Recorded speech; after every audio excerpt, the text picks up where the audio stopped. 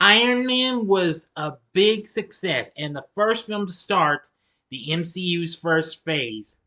But what about its first sequel? Prepare yourselves as I bring to you a re-review of Iron Man 2 right now. Big D's Entertainment Rankings and Reviews. Enough said.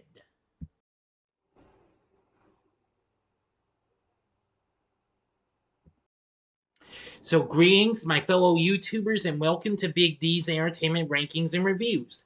My name is Doyle, better known to you as the Big D, and this time around I bring to you a re-review of the 2010 superhero flick Iron Man 2, released by Paramount and produced by Marvel Studios. This is the sequel to Iron Man and third film in the Marvel Cinematic Universe after The Incredible Hulk.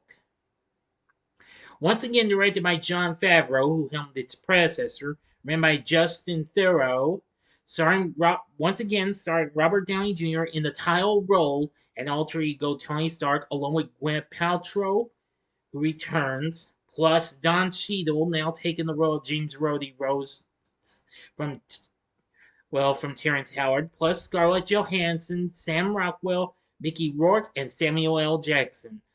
The film is set 6 months after the events of the first film, as Tony Stark resists calls from the US government to hand over the Iron Man technology, which is causing his declining health.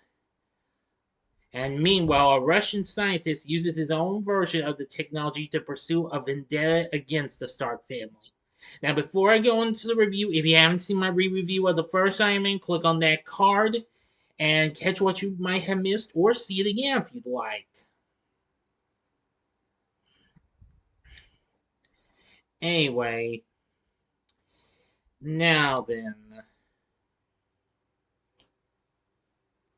Now, unlike this film's predecessor, which mixed digital and practical effects, the sequel primarily relied on computer generated imagery to create the Iron Man suits.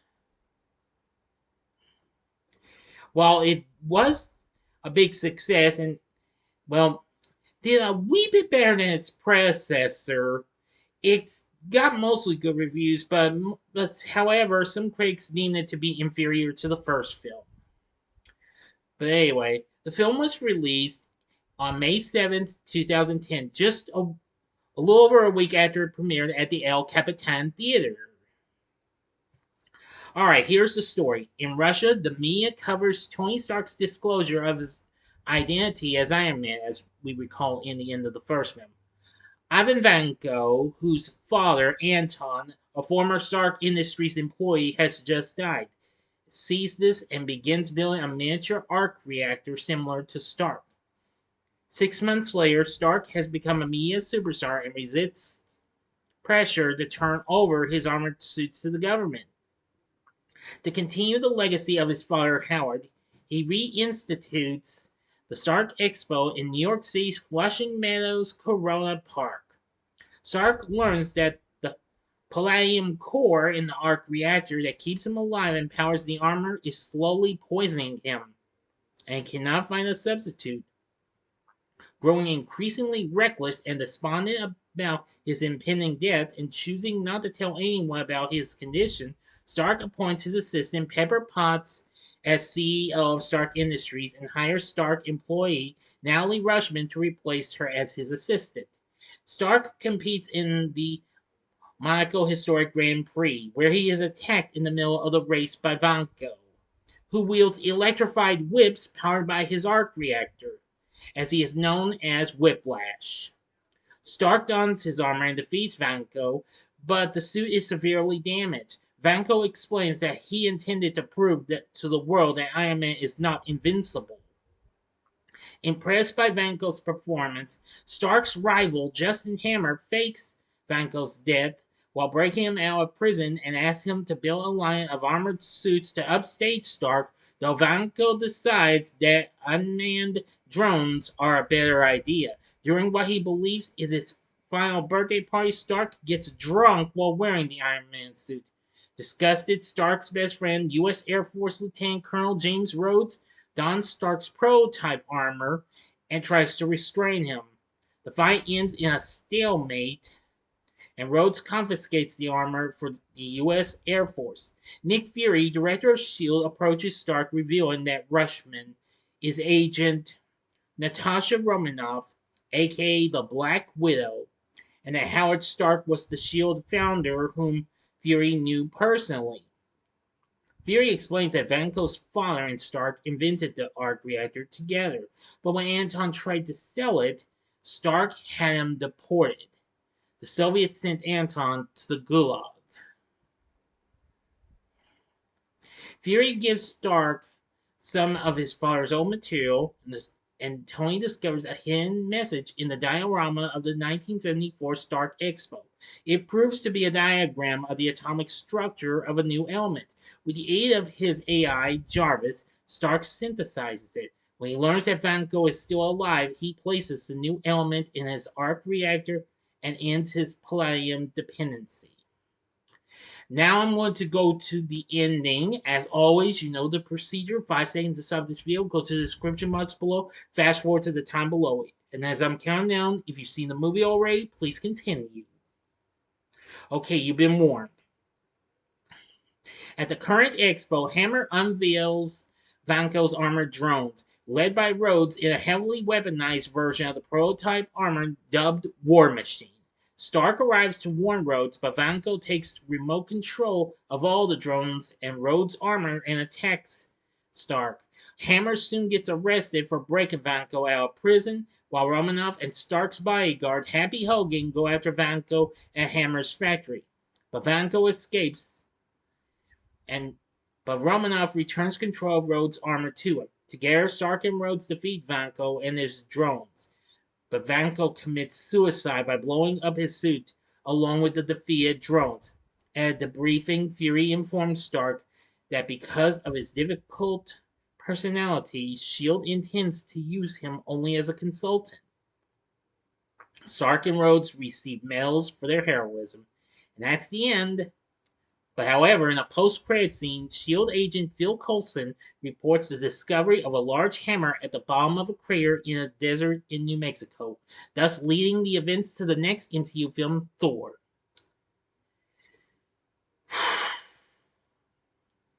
And that is, how should I say it?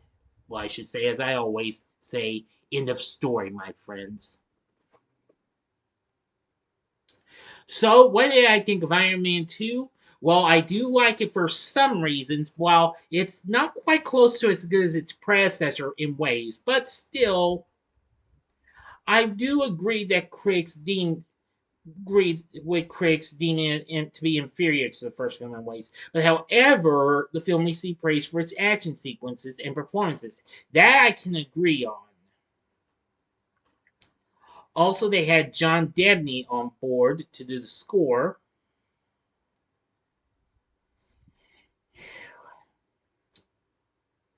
Anyway, and the film was pretty big and what have you. Of course, this was still before Disney purchased Marvel. And actually, since the film was included in a predetermined legacy distribution deal that was signed before Disney had purchased Marvel, Paramount distributed the film and collected 8% of the box office, while the remaining portion went to Disney. Anyway, it did so well and became another big made another big opening. It became the third highest grossing film of 2010 in the US and Canada, behind two other Disney films, Toy Story 3 and Alice in Wonderland. The film went on to make $623 million worldwide and was the seventh highest grossing film of 2010 overall. Anyway, but the film's saying at Rotten Tomatoes is just ways off from the first one with 71%, and they say it isn't quite the breath of fresh air that Iron Man was, but this sequel comes close with solid performances and an action-packed plot. Yes, the story is pretty good, and while Variety says that it isn't much as It isn't as much fun as its predecessor, but by the time the smoke clears, it'll do. And the New Yorker says to find a comic book hero who doesn't agonize over his super gifts and would defend his constitutional right to get a kick out of them is frankly a relief. That's completely understandable and what have you. So anyway, I will say that I did enjoy it for some reasons and what have you. While true, it was kind of inferior to the first film in ways. But still, we had good performances from our cast. Of course, we have Robert Downey Jr. once again playing Tony Stark and Iron Man. Once again, great job. Gwyneth Paltrow once again plays Pepper Potts. And she's good too. Now,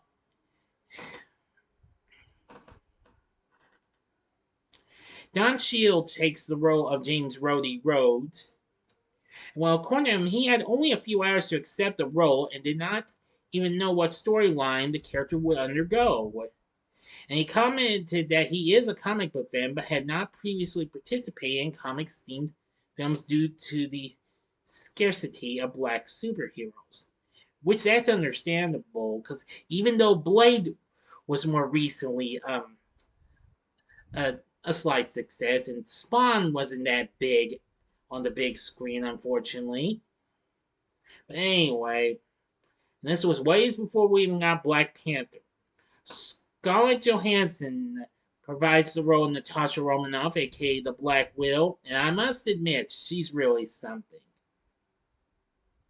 Sam Rockwell played Justin Hammer. I will say he's alright and what have you. Same thing goes for Mickey Rourke, aka Ivan Vanco, aka Whiplash. Now the character is an amalgamation of the character of Whiplash and another Iron Man nemesis, the Crimson Dynamo. Yeah. Well, Rourke does a okay job, but Whiplash, well, not quite the best villain. Could have expected better, but I'm really not mad or anything at this or anything in ways. Samuel L. Jackson makes a bigger appearance as Nick Fury. And Jon Favreau reprises his role as Happy Hogan, even though aside from his directing job. And Clark Gregg and Leslie Bibb return as Phil Coulson and reporter Christine Everhart. So anyway, we also even got to see John Slattery playing Howard Stark. And Gary Shandling appears as Senator Stern, who wants Stark to give Iron Man's armor to the government. According to Favreau, he stated that the character was named after radio personality Howard Stern. And Paul Bettany once again voices Jarvis. So anyway, seeing other characters isn't that bad. Stan Lee also appears, but he's mistaken for Larry King this time. So anyway, so the cast and their performances weren't too bad and what have you. The action scenes were good, but and the story wasn't too bad. It's just that the film could just been a wee bit, well, not too inferior, what have you. But with everything said, would I recommend Iron Man 2? I would say only if you are a hardcore completionist of this, then I'd say then that would be one time watch, or sure, go ahead. If you're a big Iron Man fan, or if you're a big MCU fan, then I'd say go for it. Anyway, 3 years later, there will be a third one, Iron Man 3, which I'll be talking about in the next video. So what did you think of Iron Man 2? Let me know in the comment section below. If you like this video, click the like button, subscribe, and be a part of the Big D Nation. And remember, try and help me get to 500 subscribers. I'm 9 subscribers away from 500. And next time will be a re-review of Iron Man 3. So thanks for watching, and if you like this, check out my reviews for these other superhero flicks. or should I say sequels. In the upper left-hand corner is my re-review of Spider-Man 2 from 2004. The upper right-hand corner is my re-review of Thor: The Dark World. Or, if you like, go to the bottom left-hand corner and see my review of Spawn that I recently did a few weeks back last month. In the bottom right-hand corner is the button you can click to subscribe. If you like rankings and reviews on movies, TV, music, video games, etc., then I'm your guy. Thanks for watching. Until next time, I'm the Big D saying, see ya and Excelsior! Bye now.